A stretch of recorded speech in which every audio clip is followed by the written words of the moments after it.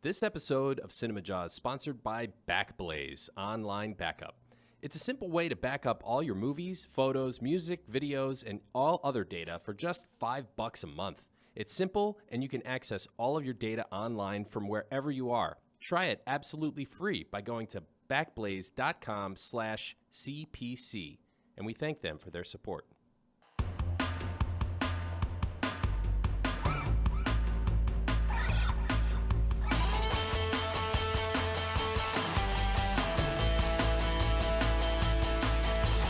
You're listening to Cinemajaw, the greatest movies podcast ever, recorded on location at Cards Against Humanity in Chicago. My name is Matt Kay, and with me is... Rye the Movie Guy. And sitting alongside us is local filmmaker Eliaz Rodriguez. How's it going, Jawheads? This week on Cinemajaw, Matt, we are seeing Double. Double? Yeah, Double. As we cover our top 5 favorite movies featuring twins. That was a really corny intro, right? I just want to point out that was your idea. That was my idea, and I guarantee you the Jawheads listening to this appreciated it. Okay. I hope they did. We're not in tune usually like that. Well, you know, we rehearsed it for hours. Hours. Unbelievable. We are covering twins in movies Yeah. because we have a very special guest who's going to be joining us. Oh, yes, we do. We have Tamara Chambers, who is a local writer, actress, comedian. You probably know her from Nostalgia Critic, among other great projects. Exactly. And she starred, Matt, and I was on hand to witness her starring in Eliaz Rodriguez's film, the much talked about Think Twice short film that I know the Jawheads are very familiar with. And it featured twins in the movies. Oh, I see the connection. You get it? Yeah. And get this, it was one actor who played both roles. No. True story. Wow. Yeah. So it is coming out, finally. Yes, finally. I know throughout the years, 2 years, it's been out in festivals. I've said, it's coming out next month. But no, it is finally. We will talk more about the details. We will. At the end of February, though, it will be out. Yeah. So I'm excited. I'm excited, yeah. I actually think the reason why Elias was delaying putting it out It's online... to build the hype. No, it was because he didn't want to have Tamara come on Cinemajaw. Damn it, get her on. I've been dying to talk to Tamara. So... Well, today's your chance. Yes. I wanted you guys to get better at podcasting before I brought her. Oh. Yes, I mean this... We're at the top of our game now. Shots fired. Yes. High caliber guest. I like it. She brings out the best in us. Besides that, we have a whole lot more going on, don't we, Elias? Oh, yes, we are going eye for an eye on 1517 to Paris. And we have reviews of The Darkest Hour. And in lieu of CinemaWAR this week, we're doing Maze Runner 3, The Death Cure. Yeah, I did get out and catch the third Maze Runner. I'm sorry. Yeah, I was invested. I already saw the other two, so I might as well just knock the third one out. I guess. I got a quick review for the Jawheads. Okay. Yeah. And since we are going eye for an eye on 15 to 17 to Paris, I thought this would be a good time for Matt to take Tamara on in Paris movie trivia. Okay. All right? Okay. That's all I'm going to say. Movies in Paris, titles, Paris, you know? no. All right? Mm-hmm. And, you know, one thing that I wanted to mention, Yeah. because we are going to be reviewing Gary Oldman and, you know, the awards seasons come out and Oscar buzz, is that the makeup in there is what everybody's talking about. And it's amazing when it goes right and it looks so good. Yeah. And it actually got me thinking, and I was going to bring it up to you, that one of the times I remember I was going back and I watched this movie not too long ago. Leonardo DiCaprio is J. Edgar Hoover. Right. And he was in this Clint Eastwood movie. And I have to think most people who saw that agree the biggest train wreck when it comes to actual makeup in movies. Well, it might be a train wreck, but it's not the biggest one, man. Not even close. I can't think of another one that would be at least be on that. Oh, man. Same What about plateau. Mrs. Doubtfire? No, Train I'm wreck. talking bad. Bad. That wasn't bad. That was charming in a Oh, way. It was awful. You got to be kidding me. No, I'm not kidding at all, man. It was way worse than J. Edgar Hoover. No, it wasn't. Yes, yeah. No, it wasn't. Dude, All of right. course it is. Listen. There is no way Mrs. Doubtfire is worse than J. Edgar Hoover. Why don't we do a CinemaWAR Well, on screw it. Yeah, I will do the Maze Runner really quick right after we do Darkest Hour. All right. And you're on. CinemaWAR. All right, forget it. We'll do it, Matt. All right. We'll do it live. You're going down. All right, Matt, this is a serious moment on Cinemajaw. Really quick, we do have a big announcement. We like to call it jaw-breaking news. And it's a shakeup of the Cinemajaw family. And Matt actually alluded to this. I don't know how you write these posts or you put some type of little hashtag in a couple weeks ago or something, and the Jawheads catch it. They actually wrote in and they said, "What was the major announcement?" It was a tag in on the post, major announcement. Yes, and I didn't know that you had done that. You can't slip anything by the Jawheads. They catch this stuff. Shocking, yes. And this was when me, Matt, and Elias discussed the major announcement, and we finally wanted to have a couple weeks to mull it over and then finally announce what has taken place here. And we want to give it a little light here. And we just celebrated Elias's 5-year anniversary on the show. Yeah. And we know that everything changes as you go through life. Yeah. And there is no doubt that when Elias came on the show, he elevated us to a new level, done a lot of things behind the scenes, logos, everything. Strategies. And tons of things. And it's been an absolute blast. But it has come a time, as Elias is going to tell you, that he has decided to shift gears, concentrate even more on filmmaking as a career, and doing CinemaJaw, to be honest, behind the scenes here, it is a lot of planning, scheduling, things that we have to, sort of move around. It's and work. It is work. As much as we enjoy it, it is work. And so Eliaz Rodriguez will be stepping aside. back, It's not necessarily a hard breakup, but you hearing Eliaz Rodriguez every single week will not be happening in the future. It's a sad moment. Exactly. Thank you. That's a great way to put it right there, is that, this isn't official goodbye. You guys are my at least 5-year-long friends, even before then.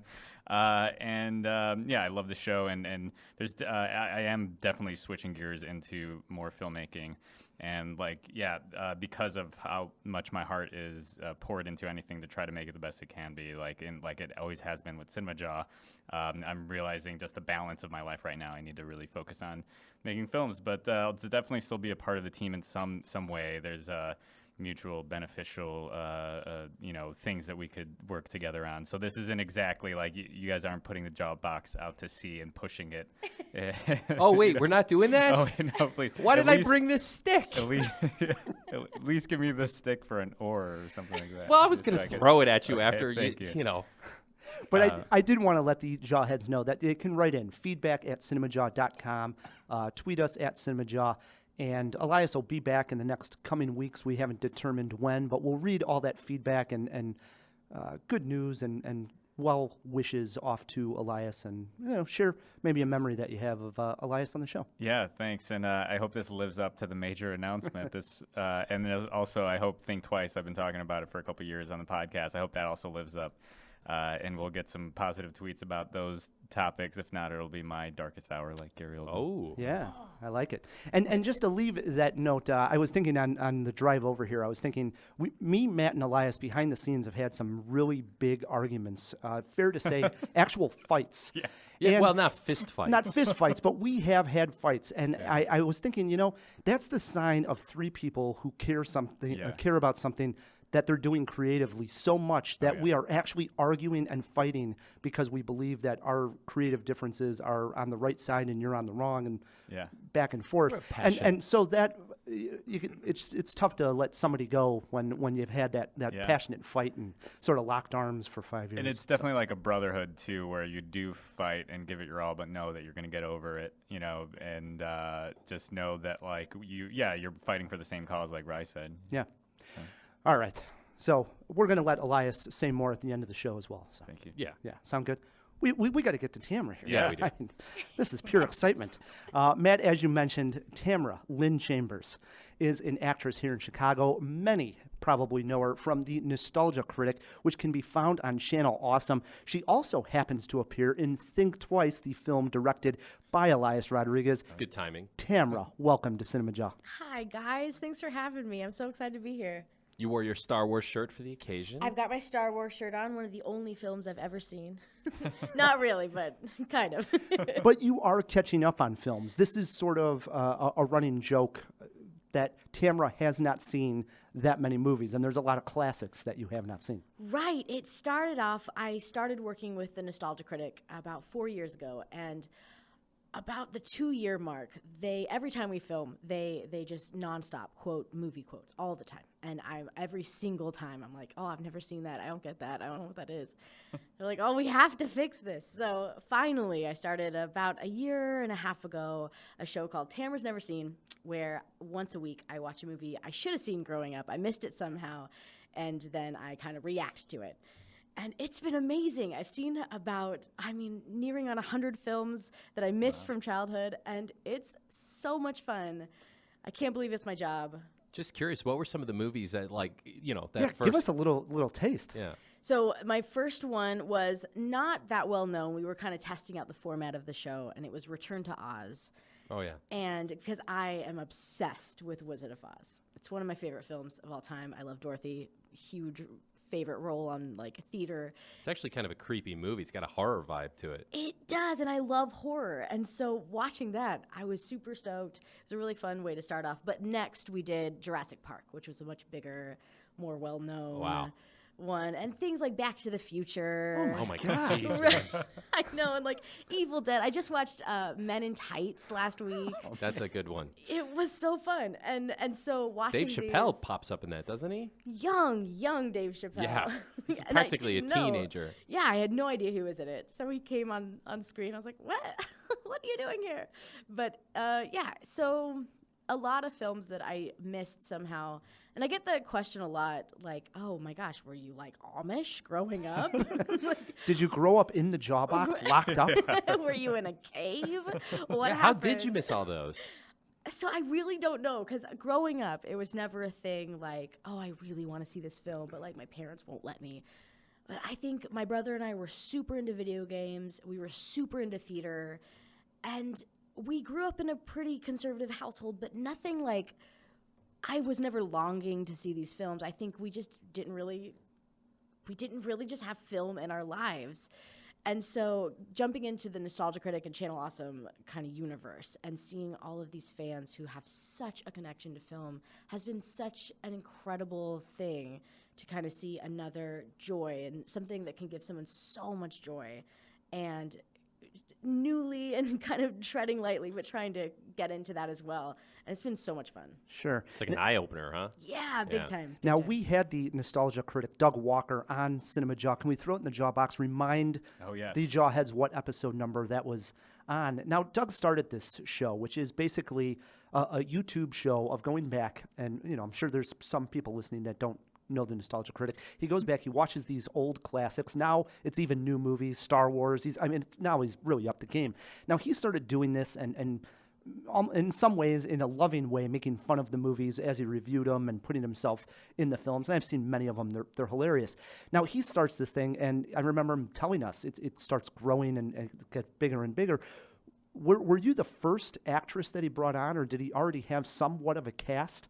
I guess take us to that time when you auditioned, or how'd you find out about it, all that good stuff. Yeah. So I moved here with my best friend Rachel Teets 6.5 years ago, and I came here to do stand-up comedy and theater.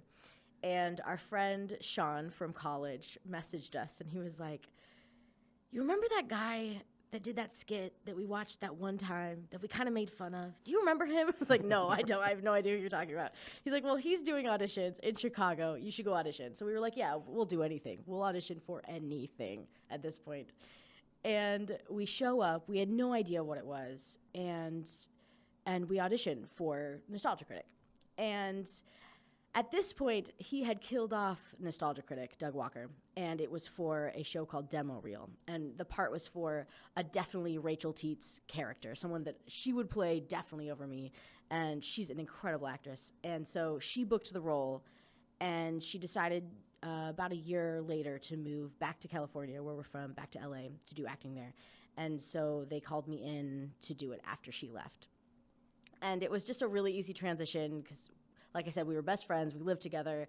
And so I knew everything that was going on at the Channel Awesome Studios. You'd seen all the videos. Yeah, seen everything. And I had been in for a couple things as well, just as bit parts. And so it was a very, very easy transition.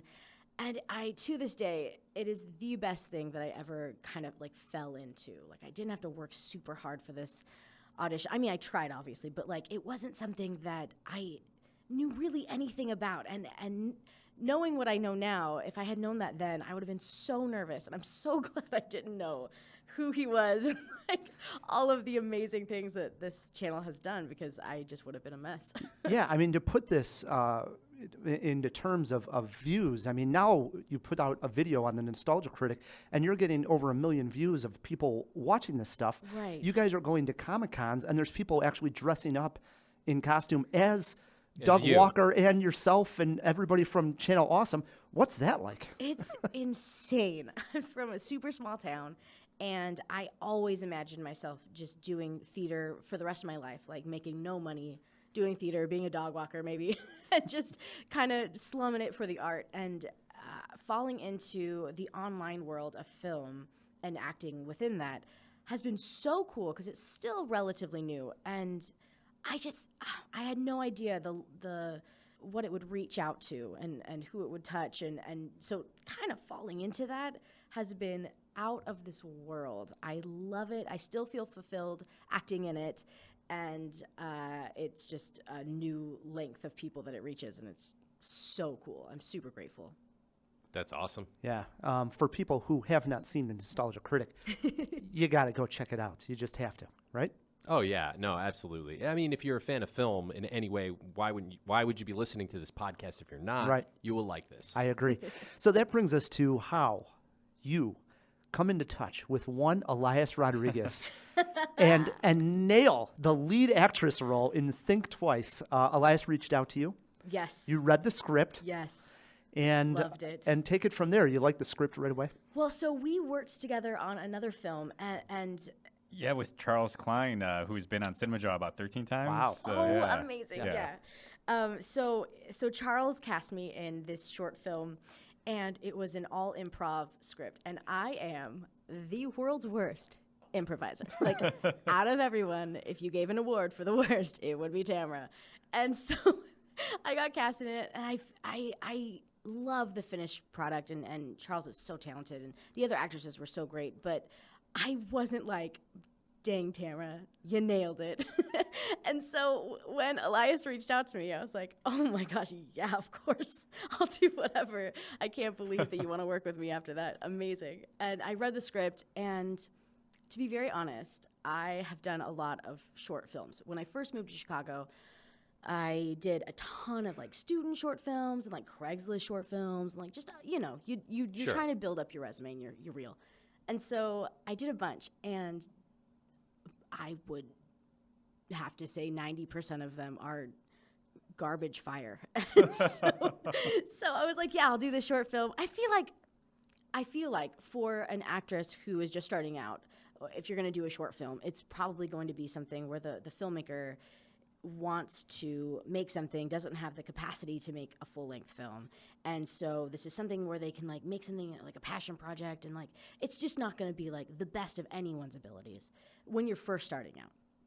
And that's been proven wrong, of course, before, but what I was Generally used to, speaking. generally Sure, that's sure. kind of what it is. And so I absolutely wasn't expecting this to be garbage fire, but I showed up the first day, and I remember loving the script. I remember loving working with you on the Charles film, and then showing up, and there was like, how many people on this set? It was my first big crew, which was 15 people, and Ryan the Movie Guy was co-producer on that. Yeah. Damn right I was.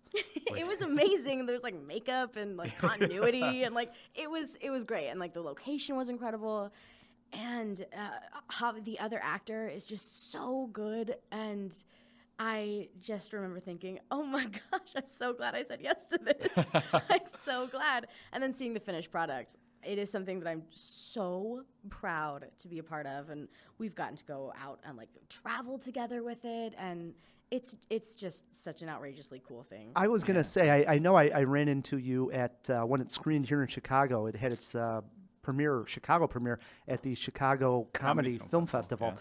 And you were on hand, and you watched it in the audience, and we all came up on sort of in front to do a Q&A. And the crowd loved it. I think it's a very easy film to watch, especially in a comedy short program, something like that. The beats are good. It's short. It's quick. Everybody gets it.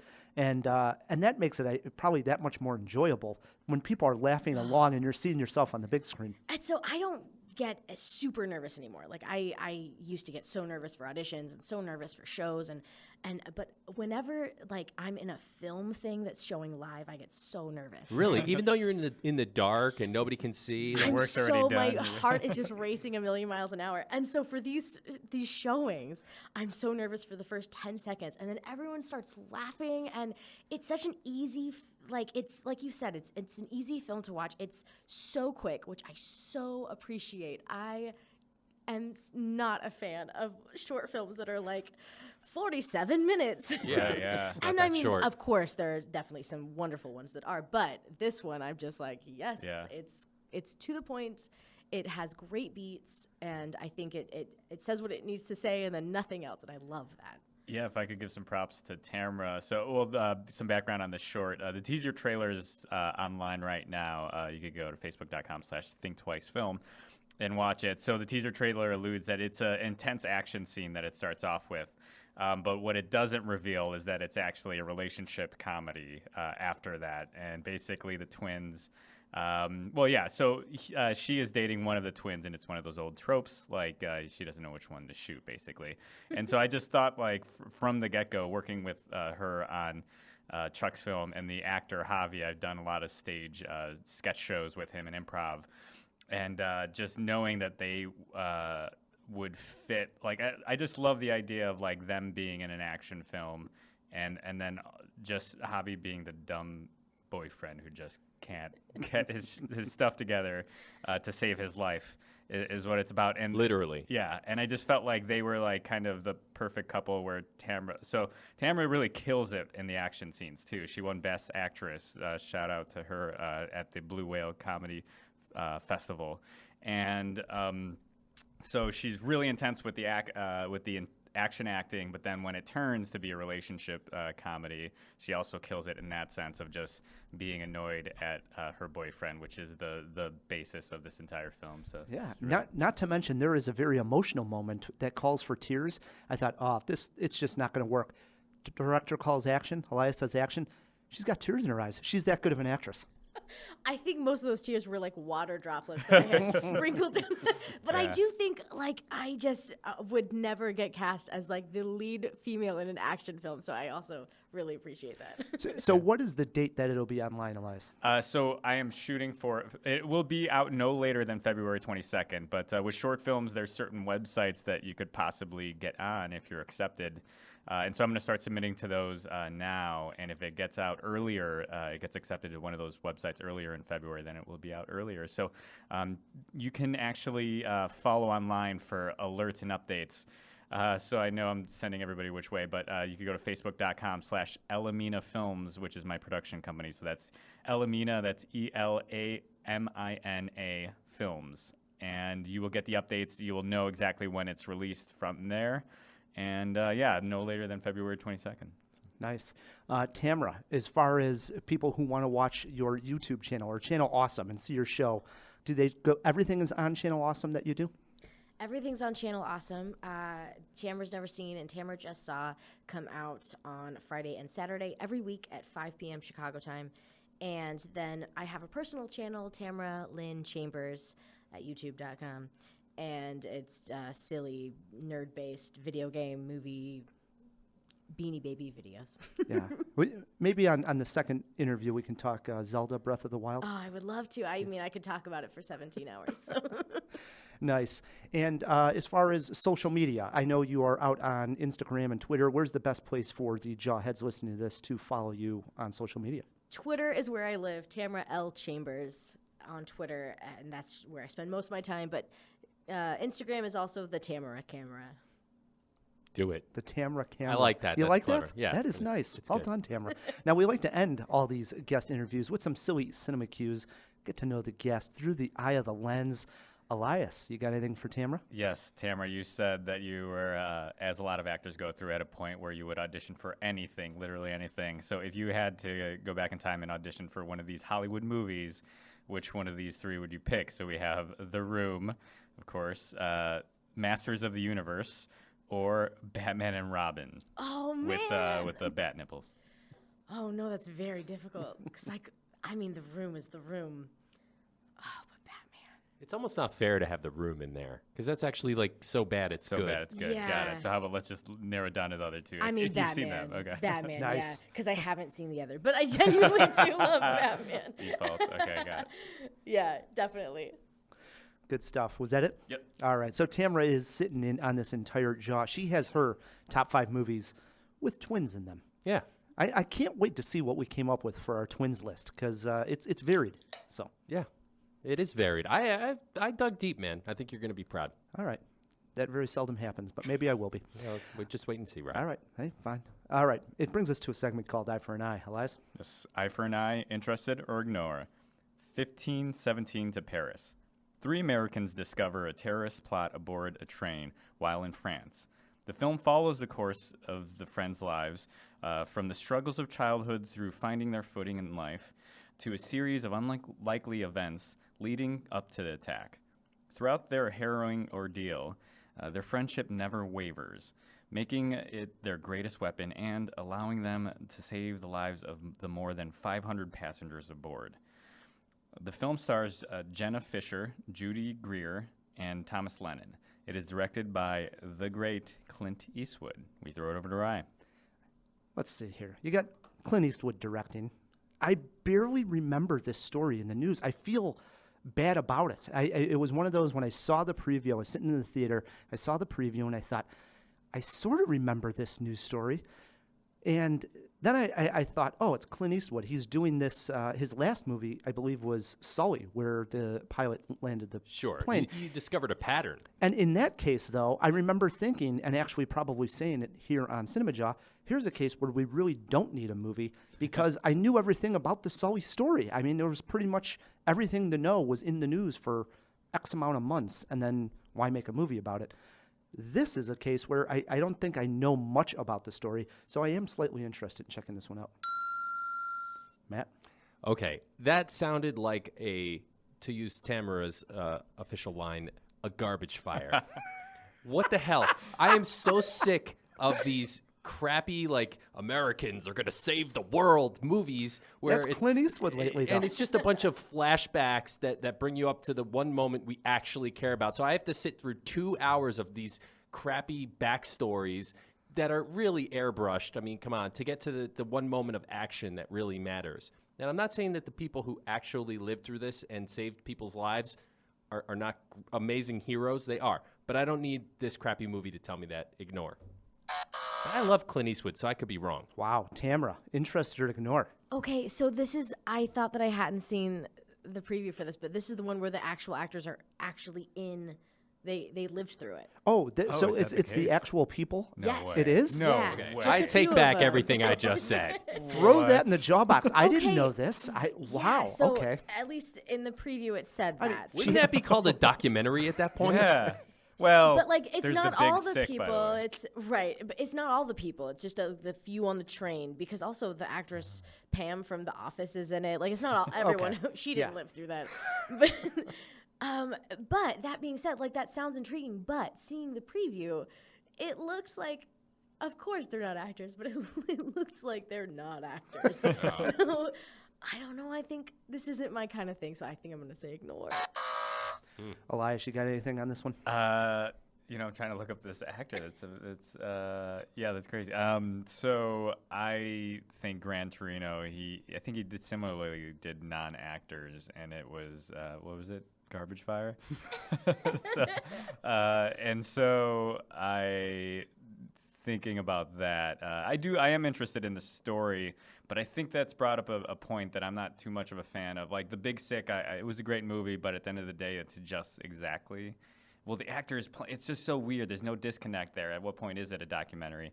But anyway, I'm going to ignore this because I'm too busy. I'm Phil, anything? I see you nodding over there. I'm closer, similar to you, right? I haven't heard anything about it either. I don't really know. So I think it's an interesting enough story. And to be perfectly honest, I think the biggest draw for me is Pam from The Office. love And her that so alone, much. like Jenna Fisher, what has she done other than that? And I loved The Office. So for that, I would say interested. Just watch some reruns of The Office, Phil. I had to go to Phil because I needed another interest. I couldn't be by myself, and I could tell Phil was digging it in there. So, 2 interesteds, 3 ignores for 1517 to Paris. Clint Eastwood makes good movies, generally speaking. So we'll see. I like everything, so I'm probably wrong. We'll have to watch her YouTube, review of this. Indeed. So there are no terrorist plots in The Darkest Hour, but, actually there probably were. The world needs another World War II movie like it needs another song about California. And here comes Dunkirk 2. I mean, Darkest Hour, where even less action happens. To me, this looks terrible on paper. Can Gary Oldman in some serious prosthesis carry this myopic biopic, or shall it surrender? Rye and I hopped aboard a civilian vessel to find out. You cannot reason with a tiger when your head is in its mouth! I take full responsibility. Really? Really? Yes, sir. It is the reason I sit in this chair. Be yourself. Myself. We shall fight on the beaches. We shall fight on the landing ground. We shall fight in the fields and in the streets. We shall fight in the hills. We shall never surrender!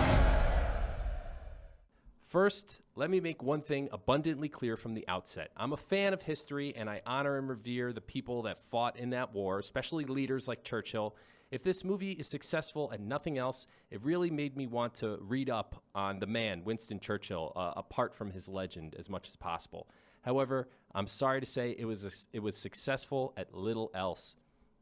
Let's be honest. The whole time, Rye, you're watching this for the never surrender speech, and every beat of the film is utterly predictable unless you know nothing about World War II.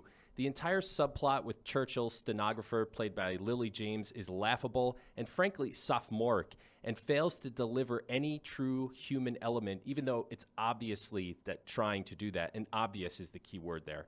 The best scene in the film involving Churchill on the London Underground is entirely fictional. So take from that what you will about trying to make biopics of this gravity relatable. The rest of the cast is highly serviceable, good even.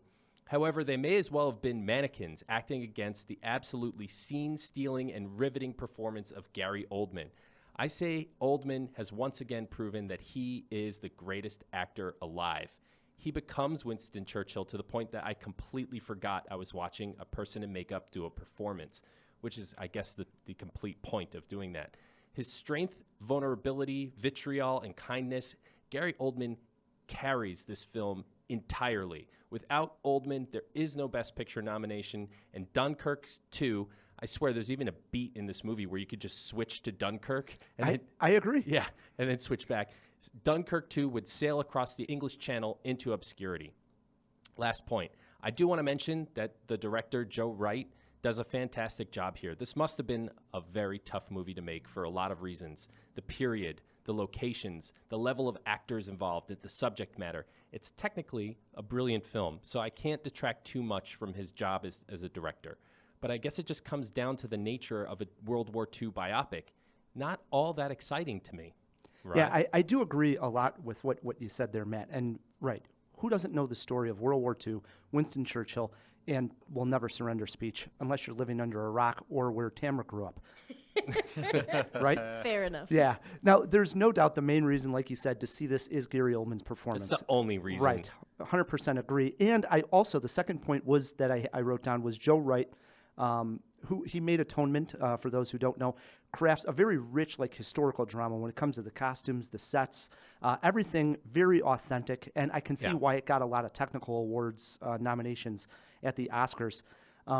As far as taking place during World War II, there's not really any war scenes to speak of. There's a few actually beautiful flyover scenes of some bombings that I thought were interesting, something different that we hadn't seen in a war movie. It was in a way a little artsy, I guess. They do the thing with there's an eye blink, and then you see the bomb shutters Right. open, the bomb bay doors. I like that. It was okay. That was pretty good. I felt it was a little contrived. And I will say that we do actually feel the pressure that was on Churchill and, you know, the British people in general. I mean, if they were not going to surrender, what was at stake here? was the idea of going to war at that point. It seemed unstoppable, the Nazi force at that point. So he did, Joe Wright, able to conjure the pressure. I think watching it, it came across on screen that we were a little bit worried of the outcome here. And the muted colors throughout the movie give a bleak tone to the film, which I think was probably needed because you wanted to feel like there was no hope except for Churchill, who was going to turn this whole thing around. And I thought Oldman was terrific. Sometimes humanizing Churchill, who is almost become mythical at this point. He's become such a legend. So there were those intimate moments with his wife and also the secretary that I thought gave a little bit of insight to Churchill's character that we don't normally see, given the big speeches and I agree with you on the scenes with the wife. Kristen Scott Thomas played her. Good. The stenographer or secretary, completely inserted, unneeded. Didn't like it. I was shocked overall that this got a Best Picture nomination. Yeah. My film of the year, The Florida Project, doesn't get nominated, and this gets nominated. I was shocked. So that is actually the reason why we chose to review this. And there's not a whole lot right now out in 2018 that was great. I mean, we're talking Maze Runner after this, so puts you what we're talking about here. So we wanted to do justice and give this review. Yeah. So again, I'm with you. Not great by any means, but one hell of a performance. If you liked Dunkirk, you will probably like The Darkest Hour. And you mentioned about this beat where you can almost insert Dunkirk. You totally I actually can. thought of doing that on a Sunday morning, starting it and watching it. It's probably most of The Darkest Hour, and then at one point they start talking about what can we possibly do? How can we get these men off the shore? And at that point, you can almost take the DVD out, the screener out. There's a better moment. They actually show the ship starting to sail across the English Channel. A little bit. You stop it there. You start Dunkirk. And there you go. And then you watch Dunkirk, and then you go back for the big speech at the end. Yeah, So and then you end the movie marathon with Inglourious Bastards. I have seen that. I haven't seen Dunkirk or Darkest Hour though, which is the better film of 2018. For me, it's easy because I love Dunkirk. Dunkirk was one of my favorite of 2018. So how about you, for Matt? me, You're split on That's that. a fantastic question. It's not difficult for me at all. It's Darkest Hour. Wow. Absolutely. Dunkirk sucked. It was a boring movie. There was, you know what would have made Dunkirk better? Gary Oldman. Oh my God! All right. Which is what They, they did. they don't even show Winston Churchill in Dunkirk. Matt It's makes such an ass out of himself with Wow. this. Anything. Not Dunkirk even was a not contest. boring. Your palms will be sweating when you're watching the movie. It looks stressful. It is. It's meant to be stressful. This guy, boring. You know why? There were nobody in capes flying around. That's not true. Yeah. It's Okay, you know what? If you're being honest, I think you would agree with me. It's No, just a boring I movie. love Dunkirk. Yeah. It's pretty. It's very pretty. All That's right. about it. Well, how about your guys' favorite scenes?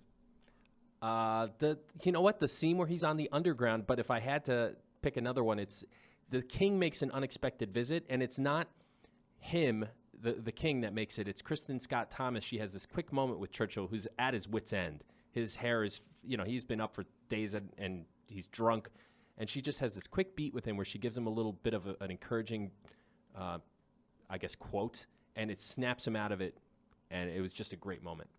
Also, the underground scene. You looked that up and found out that it didn't take place. Did not take place. That really hurts it because that's definitely the most touching moment of the movie. And Totally in fictional. this scene, he goes down into the underground and takes the subway, which he had said that he never rides to work, and he tries to get a beat on the people that should we surrender to Germany, because that basically was we're at. Do we just give in and just give up to Germany, or do we say we'll never surrender? And at that point, all our lives are at stake because we're just going to war and there's going to be bombings here. And he goes down to the subway and actually talks to the people. I thought, what a moment this was. And now you tell me that didn't take place. I sort of don't like the movie as much. Well, So now I can't say that. I guess I would say probably the moment when he finds out he's going to be prime minister, which was also takes place right at the beginning of the movie. They're sort of waiting for a phone call. He thinks he's going to get the call. And you're stepping into, one of the difficult times of human he's history. inheriting a mess. Yeah. Yeah. And he takes it and he sort of wants to take it on. And it's a great moment. Wow. How about least favorite scenes? There's some quick cuts of his breakfast being served right in the beginning that are very Aronofsky-esque, you know, like those really fast cuts. And I didn't like that at all. Why was that there? Like, I don't need to see Winston Churchill's bacon frying. Good point. And those, I hate that style, like the quick cuts. If in the right movie, when used correctly, it's fine, but it's being overused. Didn't like it. For me, it was right after he becomes prime minister. He gives his first big speech to the parliament. And of course, there's different sides. It's very much like when you're giving the State of the Union here in the United States and only half the crowd cheers and the other half doesn't. So they're all waiting to see if they should cheer. And they make such a blatant point that they're all waiting on one guy. If he picks his handkerchief out of his pocket, is that what the signal is? Something like and then that. they're going to cheer or they're not. It seems so contrived and just ridiculous. You know, either people were going to get caught up in the moment and cheer. They're not waiting for some guy to pull a handkerchief Oh, out no, of his man, there pocket. was serious partisanship. I mean, a lot of people thought that they should make peace talks. So Yeah. that part is actually somewhat accurate. I don't know about the handkerchief, but true.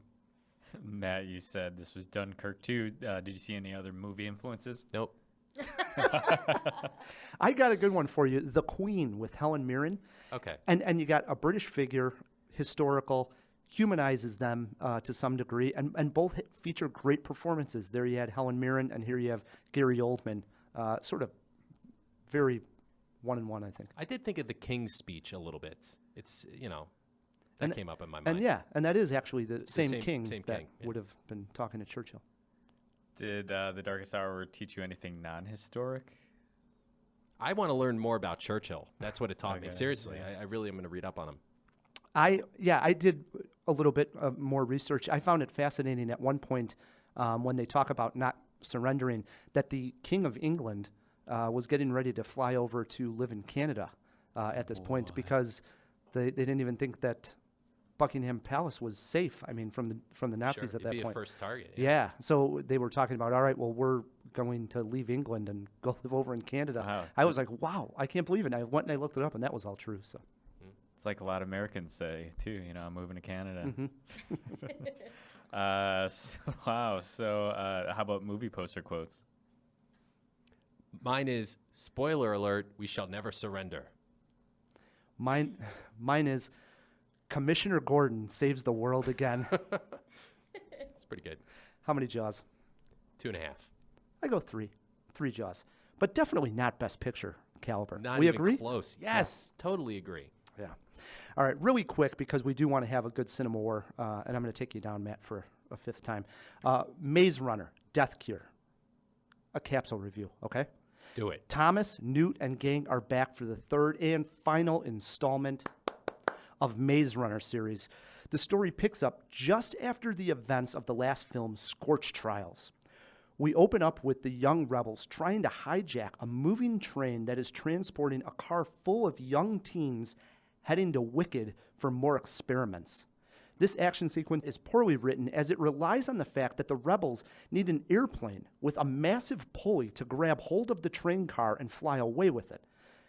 How they could have known that the Wicked team would randomly show up with such a device is a head-scratcher. Anyways, the rest of the plot involves them breaking into the last city where one of their friends, Min-ho, is being kept. Once inside the city, they must maneuver in a way as not to be caught. They do this so well that they're actually able to get another group of kids freed and get them to safety by ways of another unrealistic action sequence. This one involves a bus, a large crane that for some reason is able to reach over the big fortified walls of the city. It's just ridiculous. Now, during Thomas's final escape, a cure for the zombie virus is found. However, some in power do not want that cure to be for everyone. Can Thomas get out alive and save what is left of humanity? Now, I will say, Matt, this 3rd film, much better than the 2nd one. Some of the ideas, such as testing the immunes and sort of extracting some of their adrenaline for a possible cure, worked well, and they're interesting concepts. Some main characters actually die in this movie, and I appreciated that, as it raised the stakes that we don't see in some of these young adult films, and the ending was actually intense and went in a direction that shocked me a little. I guess what I'm saying is I was actually a fan of this 3rd installment, slightly. However, Maze Runner as a series, I give it a big fat C. That's where it sits. average at best. The last one is a little long-winded too. 2 hours and 20 minutes for a Maze Runner movie. My God.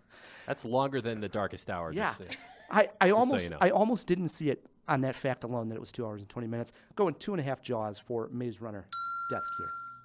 So Glad I didn't see it. yeah, there you go. We're done with that series. Yeah, the first one was okay.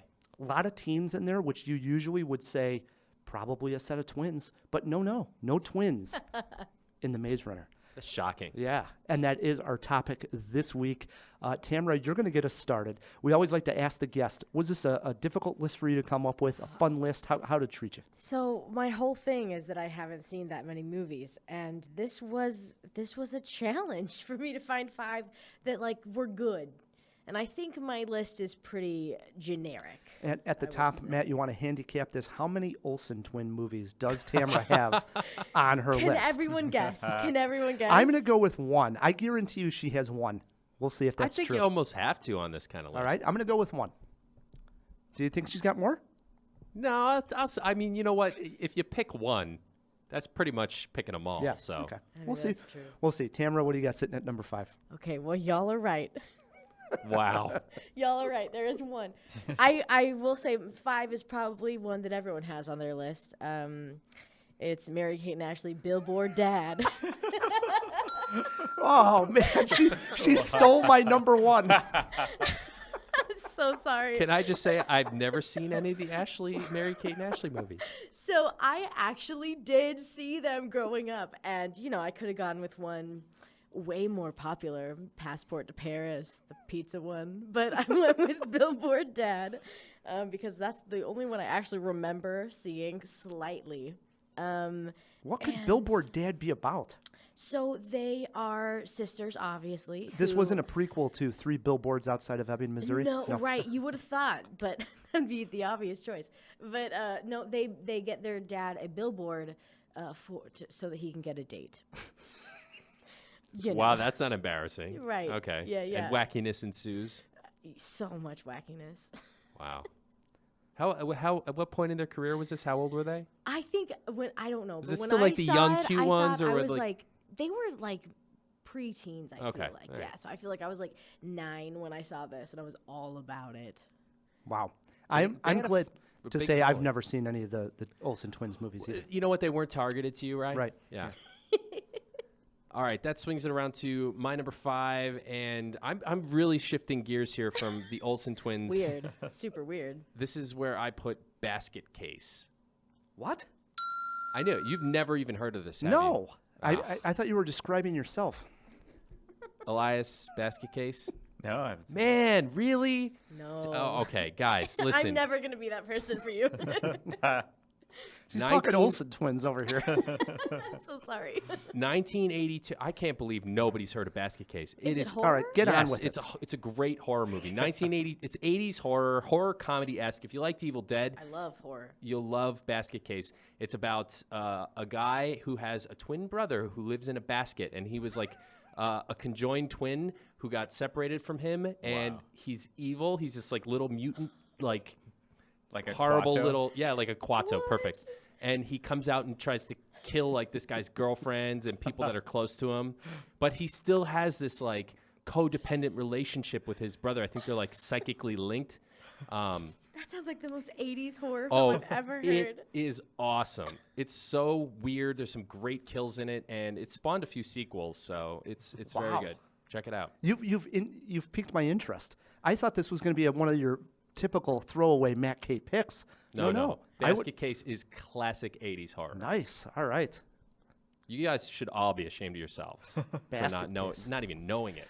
All right, swings it over to my number 5, and I actually went with somewhat of a serious film here. It's no Olsen twins, but it's Is it a basket case? it's pretty serious. This one came out in 2014. The twins in question were played by Kristen Wiig and Bill Hader. I'm speaking of the Skeleton Twins. And a lot of people would see these two actresses, Kristen Wiig and Bill Hader, and think this is going to be a laugh-out-loud comedy. No. This is a dramedy, and actually a quite sad drama. As they each have like a set of tragedies take place and makes them sort of come together. And then when they're together, they're looking back at how they were raised, and they had a rough childhood as twins growing up. And it unfolds in a very nice, tight-knit drama for these two actors, and both performances are great too. I recommend checking out The Skeleton Twins, but please know it's not a Bill Hader, Kristen Wiig comedy that you're expecting. So, have you seen it? I've not seen it, but I saw it in the list of Twins movies I was looking up today. So I was frantically trying to put this list together. Yeah, I do recommend checking it out for sure. I think it's on Amazon or something, or It Netflix. looks really It's an cool. indie gem. It is, definitely. Yeah, I liked it. it has that vibe. Yeah. We are into our fours. Do we have another Olsen twin on Tamara's? They could You all get be one. at this You point. I don't only know. get one, you guys.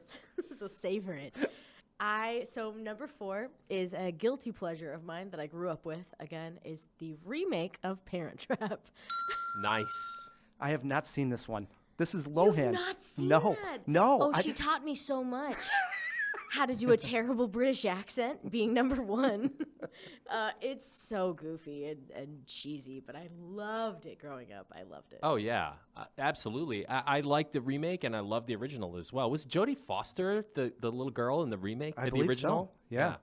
Throw it in the So, jaw box, but I'll I look it believe up. so. Double check. Almost that. 100% sure. But the remake is solid. It's good. Honestly, like for a Lindsay Lohan film, yeah.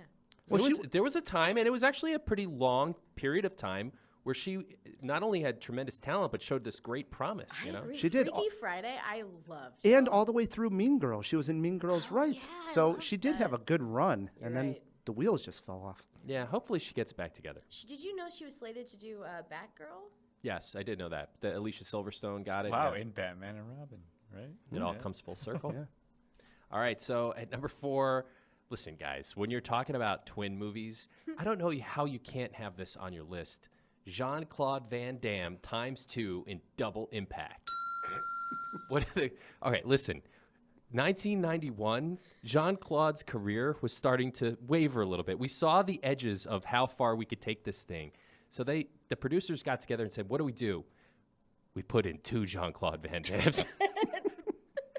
That's all you need to know about this movie. It's 2 Jean-Claude Van Dammes in one movie. It's awesome.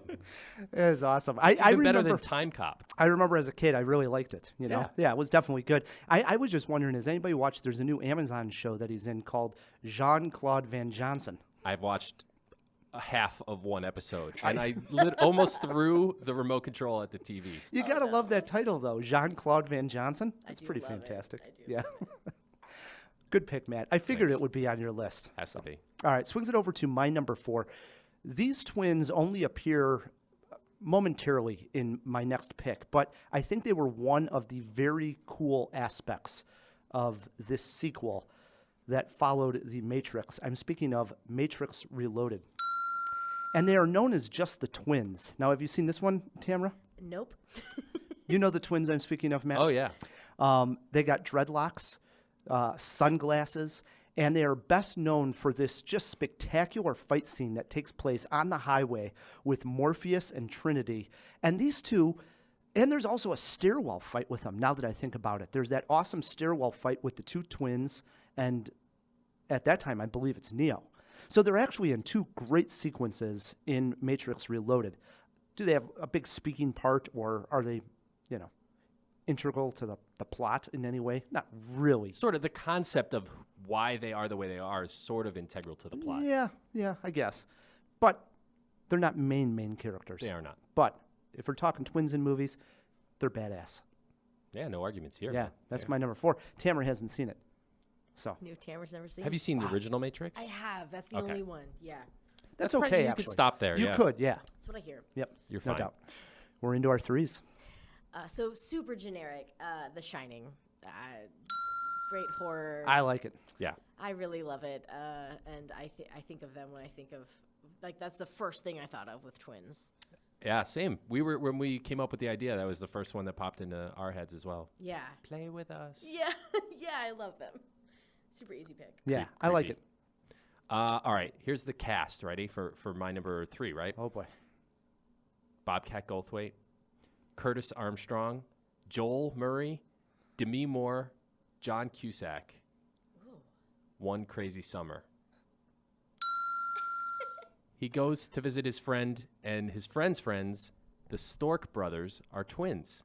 I guess Which is so. Bobcat Goldthwait and the other guy throw it in the jaw box. God, I barely remember that. Hoops. How could you not remember Hoops? I mean, I haven't seen the movie in years. Cusack is a failed basketball Right. player who gets mixed up in rich guy's plot to take away everything from the poor people. And in order to beat the rich guys, he has to win a boat race, whatever they're called. Yeah. And there's one critical scene where he has to like make a basketball shot of the little ball into the ring that holds the sail. It's ridiculous, but it's a hilarious movie. I remember the boat race at the end for sure. Hoops is his name. Hoops. Yeah. Yep. Demi Moore is in that. Yes, she is. Wow. Is that a 90s movie? It seems very 90s. Maybe 80s. Oh, 80s. 80s. I got to say, throw it in the jaw box. What year that came out? Hoops. One crazy summer. Just sounds so, so Oops. 90s. Oh, and Cusack. I love him. At his absolute peak, in Nice. my opinion. Swings it over to my number 3. And if Matt Kay can go horror, I can go horror. But this is Ooh, actually now I'm intrigued. a 'Cause psychological horror film, Matt Kay. And I believe we reviewed it here on CinemaJaw. It's an Austrian horror film. Came out in 2014, entitled Goodnight Mommy. And the premise for this film is already creepy. You have a mother who goes away, and the film opens with her actually coming home. She goes away to get reconstructive surgery done on her face, and so she's all in bandages when she comes back, and she has twin boys at home waiting for her. But the boys suspect that it's not their mother underneath the bandages anymore. And they start to plot against her. But it becomes very psychological because the mother is maybe the mother and the twins have it wrong. Is there a twist in there? I don't want to give it all away. It is creepy as all hell, though. It really, got me upstairs scared. Not just the jump scares, but after it ended, I thought about it and was creeped out. Cool. Good pick, man. Goodnight Mommy, my number 3. Have you seen this one, Tamara? It was on my list that year. That year there was a ton of indie horror films coming out, and that was definitely on my list. I didn't get to see it. It's I'll a good check one. it out. You just rekindled the fire Yeah. inside me to see that. It's a good one. All right, we're into our 2s. Okay, this is Twos for twins. such a cop-out. Such a cop-out, but all of the Star Wars series. Not a cop out. I'm glad you took one for the team there. Luke and Leia. Yeah, Luke and Leia, always, anytime, any day, anywhere. I'm all about it. But Yeah. he does not actually find out until Return of the Jedi. Right, which I love as well. Yeah. But Good twins twist. yeah, but that gives us this great line by Darth Vader. Sister. So, you have a twin sister.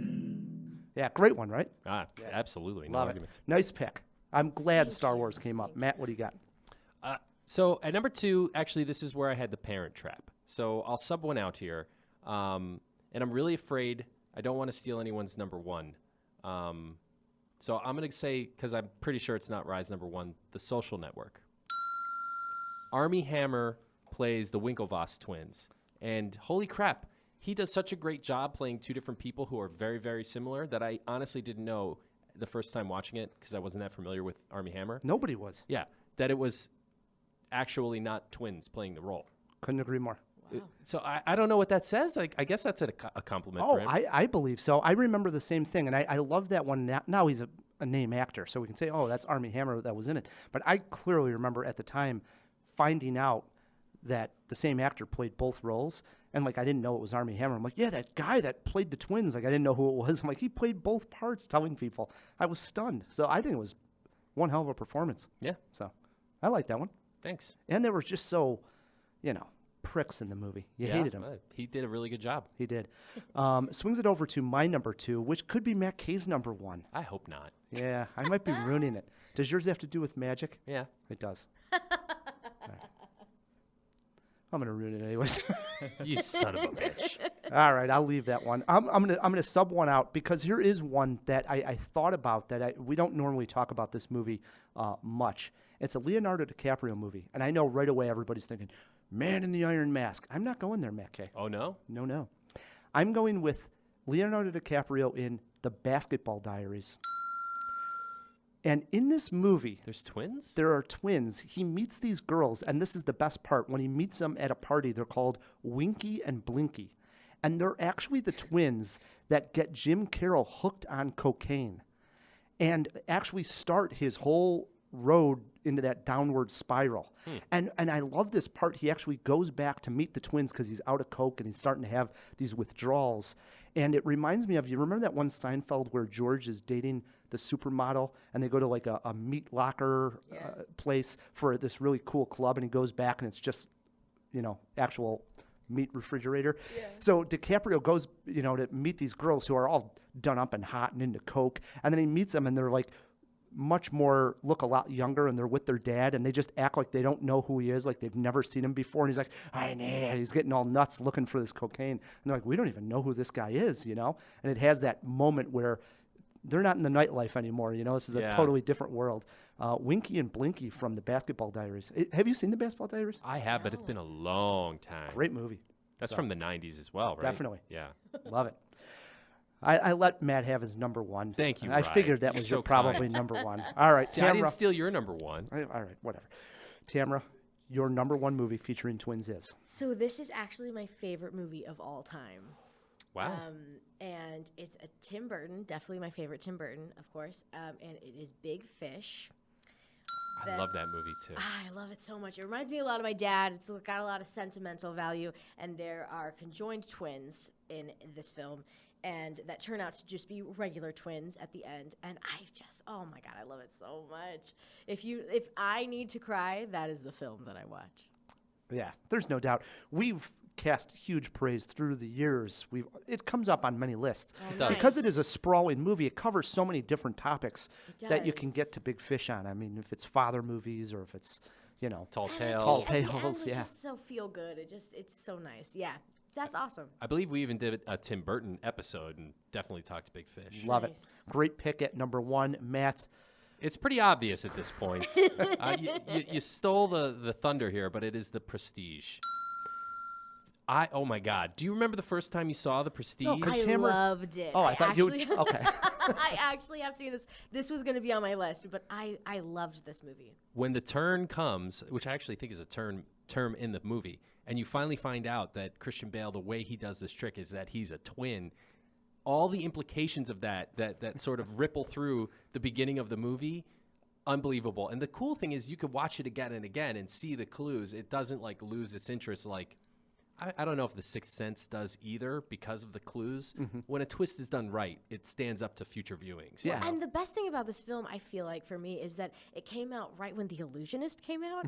Yes. And The Illusionist wasn't nearly as good. And so it was just like this standout, beautiful film. So it's actually funny because I was going to bring this up. There are twin movies. This happens all the time. Dunkirk and Darkest Hour, Right. perfect examples. And then Volcano and Dante's Peak. Armageddon and Deep Impact. Sure. I mean, there's thousands of them. So interesting. Yeah, indeed. And you're right about the turn in that movie. I remember liking the movie, and then the turn happens, and you're right. The implications, like, it's one of those, it ends, and you just start thinking about the movie more and more. Like, I got to see that again. Yeah. It's Love it. crazy. That one is in my library, and yeah. That's I like to something go to it every Elias once in a would do. You know, like if I found out Elias is actually two people, wouldn't surprise me. Wouldn't shock me at all. while. No, me neither. That would explain the personality disorders, Yeah, you know? I would just get it. I thought you meant he would direct a film like that, but okay. No, he he's would actually just two people. Do that. Right. All right, swings it over to my number one. I think you know what this probably has to be if you've done any research and you're thinking of great twins in movies. I hope it's what I think it is. Usually when you cast Nick Cage in a movie, you're in for a treat. But when you get two Nick Cages in one movie, Just like Jean-Claude Van Damme. yes, it is just mind-blowing. And he put on one hell of a performance. I take that back. He put on two hells of a performance as Charlie Kaufman and his brother Donald Kaufman in Adaptation. And of course, this was written by Charlie Kaufman. You got Meryl Streep in there, Chris Cooper, and he is going to make this book. He is going to turn it into a screenplay, and the book is The Orchid Thief. And he ends up writing himself into the screenplay. And lo and behold, his brother Donald is one of these guys that's trying to like sort of steal his thunder and become, you know, a script guy himself, and he can't stand him. There's angst between the two. What a creative movie. I mean, Charlie Kaufman is so smart that he ended up winning the Oscar for adaptation, and the Academy Awards actually included his brother Donald in the award, and there is no brother Donald. It's just Charlie Kaufman. He's the best. Nick Cage, I love it, man. When Nick Cage is on, he's on. Yeah. Most of the time he's off, though. Yes, but when he is, you're right. It's fire. It's Yep. so good. Yeah, all my other honorable mentions were talked about. I had Social Network, The Shining, and The Man in the Iron Mask, which I mentioned myself. There's Any a others? huge one that we're missing here, guys. Huge. Twins. Yes, yes, yes. I'm not the biggest fan of the movie. It's I've never okay. seen I'm it. not. That would be my Schwarzenegger pick. and DeVito. That would be your Yeah, I pick. love it, Yeah. yeah. Go ahead. Yeah, no, you go ahead. You were gearing up. Sorry. No, I didn't mean to. There is a couple others. Multiplicity. Michael Keaton. Oh yeah, that was actually a big influence for Think Twice. I actually watched Multiplicity before, and then we had the producer on who was with the Second City Harold Ramis Film School, and so it was awesome to sit with him when he was a guest, and you know. If Big Fish wasn't my favorite film, I was just gonna say Think Twice for my number one. Nice. But I think we're all missing Passport to Paris. Mary Kate and Ashley Olsen. There you go. Absolutely. Could have made a whole list. Yes. If we missed your favorite movie featuring twins and you have Twitter pulled up, shoot us a tweet at CinemaJaw or an email, feedback@cinemajaw.com. What we're going to do is take a quick break, and when we come back, Matt is taking Tamara on in Paris movie trivia, plus a CinemaWAR looking at bad makeup in movies. We'll be right back on CinemaJaw.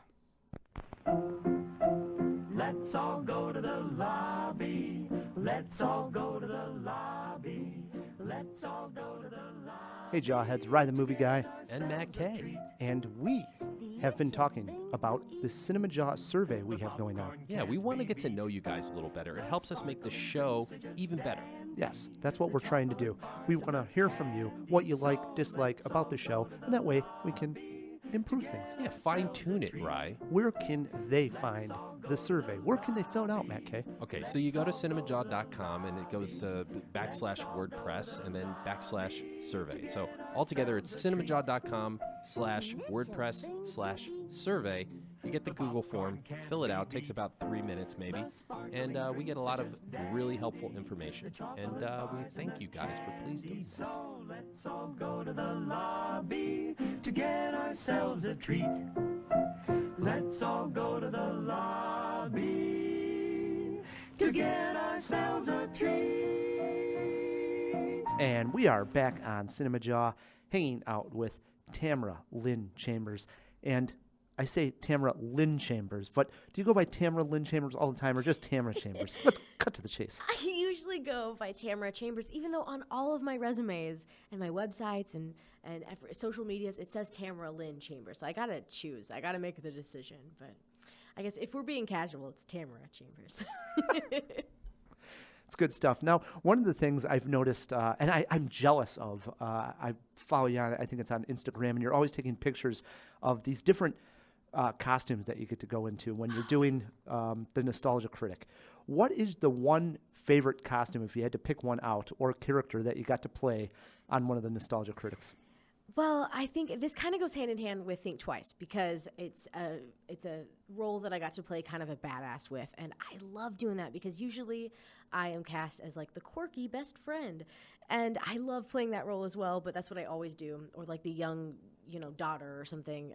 And so I got to play Furiosa from Mad Max in sweet. a Nostalgia Critic review, and they did the whole arm really well, and like the hairline. It looked so cool, and I felt so badass the whole day. So that was the best. But cosplaying has become just like such a huge part of my life since starting with Nostalgia Critic. So they're all so much fun to put together. So does Nostalgia Critic actually have people doing makeup and costume? I mean, because for just an internet review show, it's quite elaborate. So there's actually people that are coming up with all that stuff all the time, I would imagine. It's crazy. So, yeah, we've got a huge studio out in the burbs, and there is one just costume and prop guru. His name is Jim J. Roz, and he is the most badass person I've ever met in my life. And he can whip together something like MacGyver something from like a milk carton and a rubber band and make it look so good. And all of our props and all of our costumes are on like a crazy not crazy budget, I would say, but he does it on a crazy budget. Like, he could be spending more, and he just does it on, like, nothing and makes it look so killer.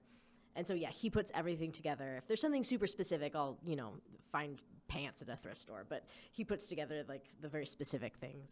That's so cool. Yeah. So, again, for the listeners that want to check out the Nostalgia Critic, the best place to do so online is? ChannelAwesome.com or YouTube, Channel Awesome. And if they want to follow Tamara Chambers on social medias, the best place to do all that stuff. Tamara L. Chambers on Twitter and Tamara Lynn Chambers on YouTube. Nice. Do it, Jawheads. Matt, before we get to trivia, before we get to CinemaWAR, we did throw a few items into the jaw box. Yeah, cup it to a tree. Yeah, and you might have been way wrong on one of them. Let's open up that jaw box for maybe one of the last times, Matt K., as the tears roll down our eyes. Open up that jaw box. What's your pleasure, Mr. Cotton? The box. What's in the box? What's going on, guys? I'm just getting emotional here. I looked up, by the way, a picture of Basket Case and the little creature, and it's just coming out of the basket. It reminded me of my first couple days in the jaw box when I was just that makes unwashed. sense. Yeah. Just a young lad at back then. Exactly, 5 years ago. So let's keep talking about the past. What episode was Doug Walker on? That was 290. Wow. So that long ago. Yeah. I know we weren't in this studio when we did it.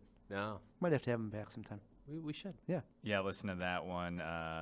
Jawheads, it's a great episode. That was a great episode. Yeah, it was. Definitely. That was actually one that I mentioned that when I was sitting at a film festival in Cardiff, Wales, watching Think Twice, the screening, the guy who was doing the projection, it was a small room. He leaned over to me and he's like, "Is that Tamara from Nostalgia Critic?" That's so sweet. Which is just insane because That's I just didn't, I felt that was my first time out of the country in general, and I went to Wales, and to know that, like, Tamara, like, this dude already, like, knew who she was, it just made, really kind of full circle of how far that film brought me. So let's talk about Jodie Foster in the original Parent Trap. That was completely wrong. It was Freaky Friday that Jodie Foster Okay, was well, in. you You can had that understand. mixed up. Yes, Yeah. another Lindsay Lohan, of course. Yes. Yeah. And so the original actresses from the Parent Trap were not twins. It was Haley Mills and Susan Henning. Ah, Really? Just lookalikes. I thought they were actually twins. That's crazy. So One Crazy Summer, when did it come out? 1986. mid-'80s. Firmly in the mid-'80s. Right in the wheelbox for those 80 films. Yep. Cusack. And who was Bobcat Goldthwait's stork twin? That was Tom Villard. Who? Yeah. he I was feel in bad some for other that things, guy. But yeah. I mean, everyone else in that movie, even Curtis Armstrong, you can point to like 5 other movies he's been in, and good ones. But who is that guy? Yeah, he's in some other movies on his IMDb page. Like, it just shows him in, like, intense makeup, like a Quato-looking, like, basket case character. It's weird. Okay. Anyway. We'll do some more research on him later. Yeah. Yeah. Was that everything? Sadly. Yeah. Well, I mean, Matt, if you did want to close the jaw box, shut it one last time, and then push him off to the ocean. It's tempting. I don't know. Should we just let him stay out of the jaw box? No, get back in there. Oh, will do. All right. Matt, it brings us to a segment called CinemaWAR. CinemaWAR. It works like this. Me and Matt, we're fighting on a topic each week. Our guest this week, Tamara Chambers, gets to play judge, jury, and executioner and tell the jawheads at home who she thinks won this CinemaWAR. It's important because we're fighting for some precious jaw time here, Matt, to rant and rave on whatever the hell we want. You got me thinking on this bad makeup, buddy. Elias, tell the jawheads at home what today's CinemaWAR topic is. Today's CinemaWAR topic: which movie makeup job was worse? Robin Williams as Mrs. Doubtfire or Leonardo DiCaprio as J. Edgar Hoover? Rye, you'll be fighting for DiCaprio. Matt, you'll be fighting for Williams in Doubtfire. Gentlemen, let's not make up. Let's have a CinemaWAR. Matt, I'm calling in the FBI on this argument. Mrs. Doubtfire is a sweet movie, played for laughs for the most part. The makeup does not need to be that great. In fact, it works better if it does not. DiCaprio is terrible. His terrible makeup, it actually makes him look like Emperor Palpatine in Return of the Jedi, was not supposed to be funny. All right. I think the crux of a good makeup job is its believability. So I'm taking the exact opposite tack of you. The Hoover makeup was serviceable enough, but goddamn, I still have nightmares about that Frankenstein job Mrs. Doubtfire. Scared the crap out of me, still does. Matt, after J. Edgar was released, the Chicago Sun-Times, big paper right here in Chicago, did a piece Never heard of it. on bad movie makeup. The headline was, "The Good, the Bad, the J. Edgar." A quick Google search and you will see J. Edgar Hoover is widely considered the biggest makeup fail of all time. Look, Doubtfire is even ridiculous in the context of its own film. His brother, Frank, an out-of-work makeup artist, makes him all-day good prosthetics that even fool his own kids? Come on, I call shenanigans on that. No way. Matt, Robin Williams being made up as an old lady so he can see his kids, touching. Leonardo DiCaprio looking like a rotten raisin dipped in vanilla pudding who is still attractive to Armie Hammer's character. Grotesque, buddy. That's grotesque. Dude, Robin Williams is grotesque in Doubtfire. And you said that the Doubtfire movie, it was okay for the makeup to be crappy, but it won an Academy Award, Rye. But the Academy is often wrong, like Crash and Forrest Gump. They gave the best makeup to Robin Williams. Of course they do. Comedies have to win something in the 90s. And who else was even in contention then? Philadelphia? Schindler's List? Matt, they're not known for their makeup. Tamara, I leave you with this. The legacy these two films have. Doubtfire with Robin Williams, Sally Field, is still to this day a great movie to watch with your entire family. Meanwhile, DiCaprio, working with the likes of Armie Hammer, Naomi Watts, Judi Dench, and directed by Clint Eastwood, garnishes a crappy 43% on Rotten Tomatoes. It was a misfire, and the distracting makeup job did not help it. This isn't about which movie was worse. It's about... I know, but the makeup didn't help it. Look, Leo does a Depp-like job making the prosthetic makeup believable in Hoover. Is it the best? No. Is it the worst? No. But one thing's for sure, and that is, it is not the abomination that is Mrs. Doubtfire. May she haunt your nightmares forever, Rye. Wow. We are button heads here on CinemaWAR. Like we do each and every week, we throw it to our guest, our jury, Tamara. What did you think of this CinemaWAR? Oh man, this is difficult for me. It's a tough one. It is hard. I've only seen Mrs. Doubtfire, but I did grow up with that film and I loved it. I loved it so hard. I loved Mara Wilson in it. Everyone is so good. I have not seen the other film, but I just looked up some pictures on Google, and I will say it's awful. It is so bad. So this is really hard. I also don't like conflict. And so this is a very difficult choice for me. Oh, I'm going to have to go, just because I love the movie so much, I'm going to have to go with Rye. Wow. Yes! Your streak continues. 5 wins to start off 2018. No. I wonder. Thank you, Tamara. Maybe you can get there to the 10. Wow. This feels good. 4 felt good, let me tell you, but 5 feels great. It's only, you caught me on a rare week, because it's only because I've actually seen Mrs. Doubtfire, and I love it. That's the only reason. Don't get me wrong, I like the movie too, but man, totally. The makeup is kind of scary. God-awful. It's bad. Yeah, it's bad. Yeah. No, you are correct. They won the Academy Award. I thought you were going to throw that in my face. No. That's why I had that point ready to go. At some point, I just had to use it. No. All right, that earns me 20 seconds of jaw time for the 5th straight week. I don't know if I had said that already. And, one thing that happened just recently, the Razzie Awards. These awards, these are the awards they try to get, people talking for the worst movies of the year. Sure. And they're probably trying to look for buzz. And usually I pay no attention to these It's a little tongue-in-cheek. Right. But it really chapped my hide that they nominated Jennifer Lawrence in Mother, when I had this as my number 4 movie of the year. For worst? For worst. Yeah. And I was so bothered by this that when I saw the headline, I thought, oh my God, I'm going to use this as a rant. Come on, Razzies. If you don't understand the movie or don't just bash it, right?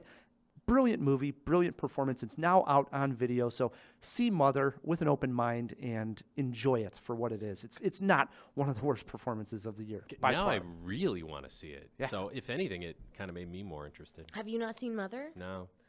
Oh, I don't get artsy movies at all, and I loved it. Yes. I loved it. I said it here. It's bonkers, right? It's nuts. I love it. Yeah. Yep. Yeah, I definitely don't get all of it, but I loved it. I loved it.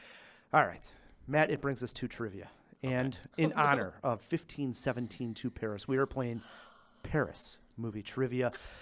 It works like this. Tamara, you're our guest. You get to choose if you want to go first or let Matt K go first. You do get a steal if the person doesn't know it. And if you get hung up on any question, Elias has clues to all the questions. You get one trip to the ER, as Eliaz Rodriguez will help you out. They do start off easy. Just saying. Do you want to start first? I mean, I don't think any of these are going to be easy for me, so I'm going to let you go first, Matt. Oh, man. Question number 1 over to Matt K. Matt, name the actor who starred as Gil in the 2011 Woody Allen directed Midnight in Paris. Owen Wilson. 1-0, Matt K. I did not know that. I was going to say Luke Wilson. I knew it was one of those guys. Question 2 over to Tamara. Tamara, this Pixar movie ended up taking place in Paris and featured characters named Remy, Alfredo, Colette, and Anton Ego. Name it. Ratatouille. 1-1. Wow. Oh, wow. Beautifully animated film. And when I he comes love out that at the film. end and he sees it's Paris, that's great. I love the movie, and I still didn't know if I was right or not. Yeah. So. It is 1-1. Question 3 over to Matt K. Matt, Nicole Kidman and Ewan McGregor starred in this 2001 musical that took place at a club in Paris. Name it. What year? 2001. Was that Moulin Rouge? It was One of Rye the Movie Guy's favorites. Yeah. I love that movie. Yes. And when I went to Paris, I went to the Moulin Rouge. I took pictures outside of it. It was caught up in it. awesome. Yeah, I love it. All right, it is 2-1, Matt K. Question 4 now over to Tamara.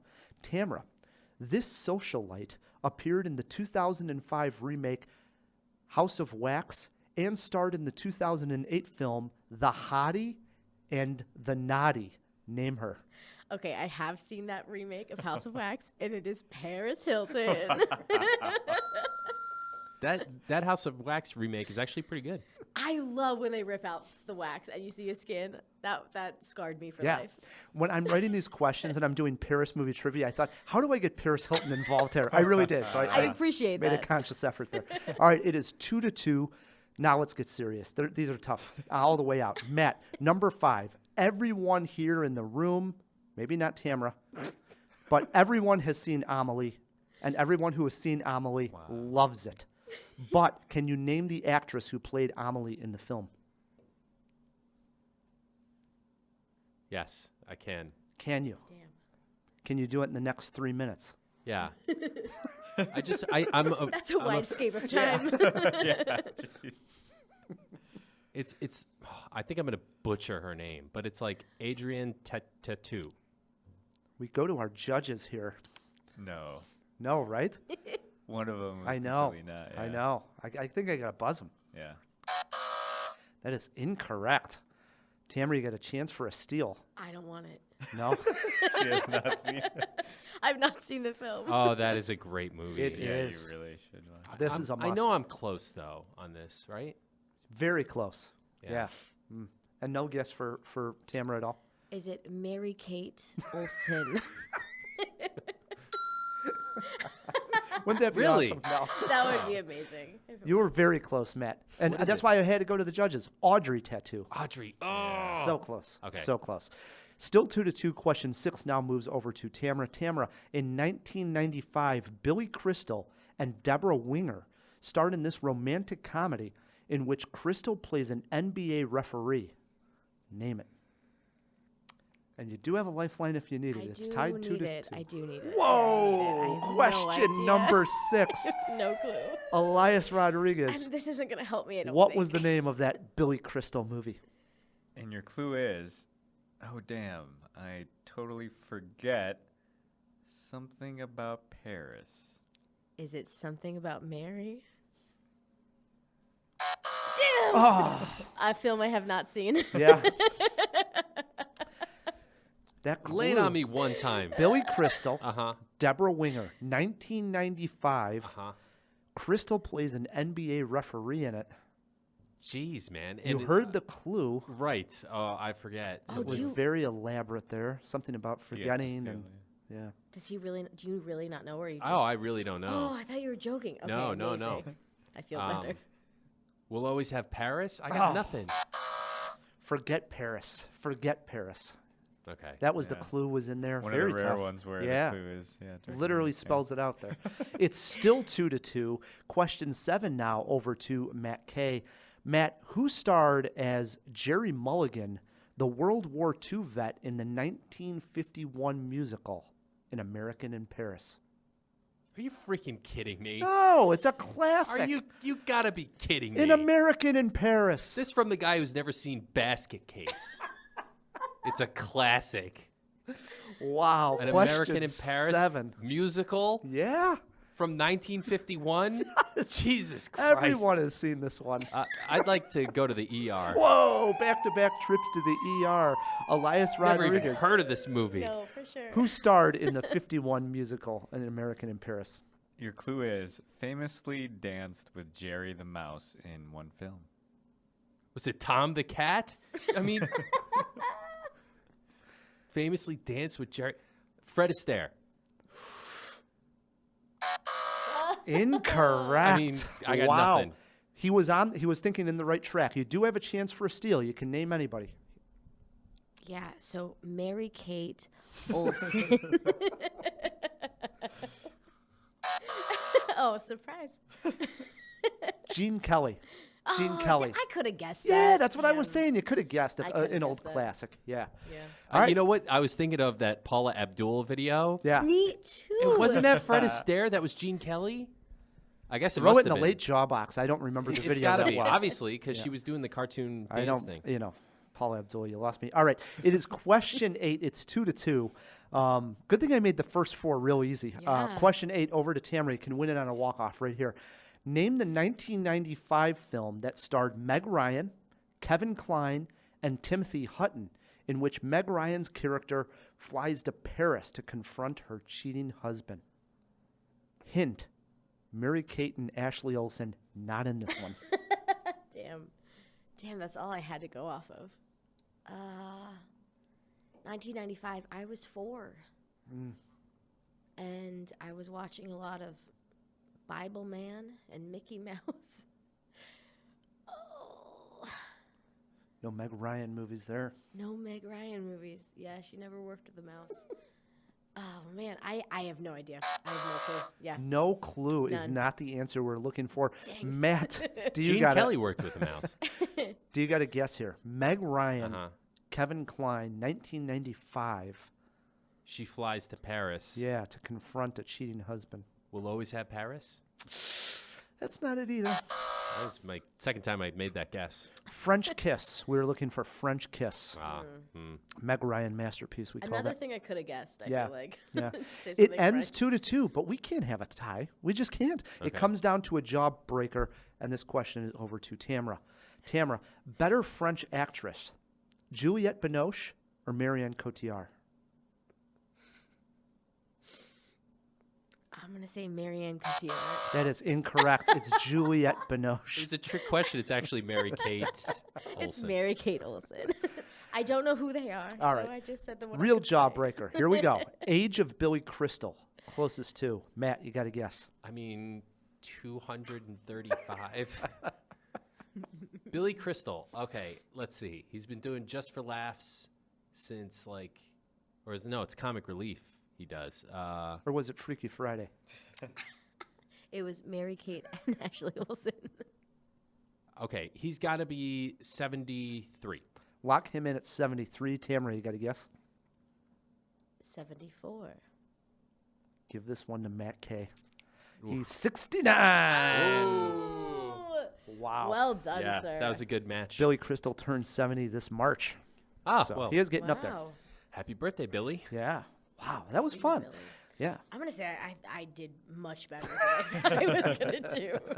Did fine. I told you I was bad. Yeah. No, you crushed it. Wow. Surprised more Mary Kate and Ashley Olsen things weren't in there, but Brings us to the end of a great jaw here, Matt. And first and foremost, we got to thank Tamara for coming on CinemaJaw finally. This has been a blast.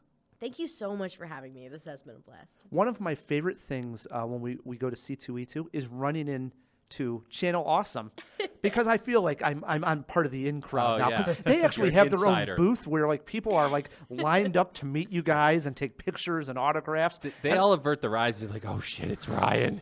Don't look at him." No, Tamara's kind enough to come out and say, "Hey, talk to me and Elias and all the good stuff." Oh but man, I've been wanting to come on here for so long. You guys, it's been awesome. Thank you. we're so gonna have you come back, even though Elias may not be here. You'll come back, won't you? I'll come back anytime, Yes. any day, Cool. anytime. Yeah. We also got to thank editor Phil over there in the fish tank. Yeah, thank you guys so much. Usually we just sign it off here, but we just can't sign off on Elias's end. So I figured it'd be It's best. not his end. I Well, mean, not his Elias end. is going- Make it so dramatic. No, he's still going to be alive, but I mean, he just might not be, in the jaw box talking, every week. So instead of signing off, Matt K, as we normally do, we thought we'd give the mic over to Elias for a few words. Oh, thanks. Yeah, and I actually just want to right away give props to we just did trivia. Thanks, Rye. I sometimes take credit for the clues, but you have always written them and made this an amazing experience. Obviously, like Matt, you set the stage with all the amazing things you do behind the scenes and really push the show beyond just how amazing your guys' personalities are. I was a fan. I've said this many times before. A fan before I was brought on to be with a team of Matt K, who loves podcasting so much, and just watching popcorn movies, and Rye, who loves the actual cinema side of things. Yeah, it's been a blast, and hopefully, I actually might, hopefully come on soon again if maybe talk a little bit more about stuff, maybe a little bit more in depth, or just have some more drinks, guys. But yeah, this has been an amazing journey. 5 years. I can't believe I didn't prepare anything really. But and hopefully the Jawheads still keep up with what I'm doing. And I will be hopefully going to bigger and bigger film festivals and representing the Jaw, and possibly even getting some interviews at those film festivals. Last year I was at Cannes and I was ill prepared, but there was definitely some people I could have grabbed interviews with, and I'm going again this year. So I will definitely try to grab some great connections for the Jaw, and always will have it close to my heart and on my mind. And with that said, just one more time, I got to plug Think Twice. So for information, if you follow Tamara or you follow myself, you will know when it's released.